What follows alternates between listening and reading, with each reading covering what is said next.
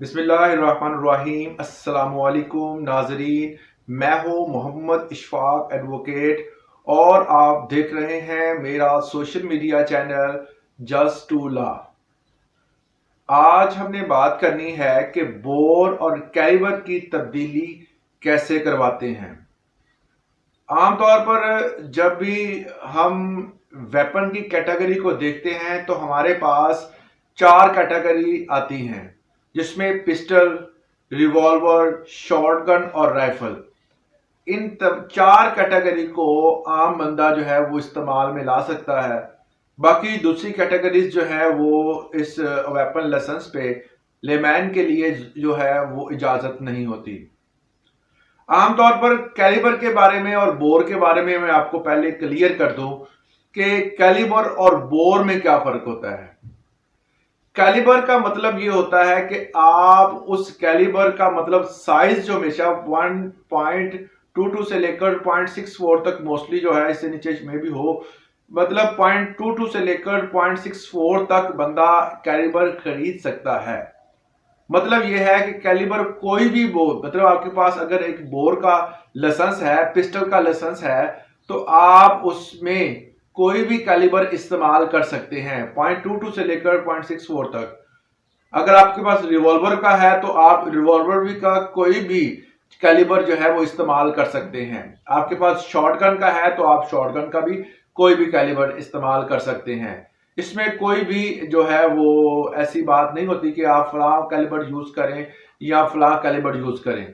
आपके पास वो लाइसेंस है तो आप उस पर कोई भी कैलिबर इस्तेमाल कर सकते हैं।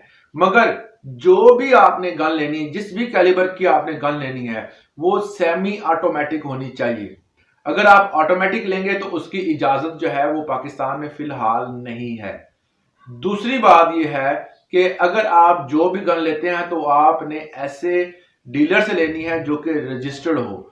गैर रजिस्टर्ड शुदा डीलर से या आप पेशावर से किसी से भी खरीदते हैं तो उसको बाद में आपको मसाइल होंगे कि आपका कैलिबर अगर डिफरेंट हो गया या उसमें जो इसका हिसाब नहीं रखा जाता कि कौन सा कैलिबर है। वहां पर ऑटोमेटिक, सेमी ऑटोमेटिक, हर तरह की जो होती है वो कैलिबर यूज होता है। तो इसलिए बेहतर ये होता है कि आप उस अदारे से खरीदें या उस दुकान से या डीलर से खरीदें जो कि मुस्तंद और रजिस्टर्ड हो।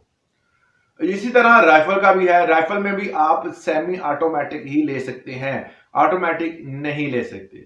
ये तो बात होगी कैलिबर की। अब बात करते हैं कैटेगरी की, मतलब कि आपके पास पिस्टल का लाइसेंस है तो आप रिवॉल्वर में किस तरह चेंज करेंगे, रिवॉल्वर का है तो पिस्टल में किस तरह चेंज करेंगे, और या आप शॉटगन में किस तरह चेंज करेंगे, या शॉटगन का है तो इन दोनों में पिस्टल और राइफल में किस तरह चेंज। राइफल का थोड़ा सा प्रोसीजर डिफरेंट होता है।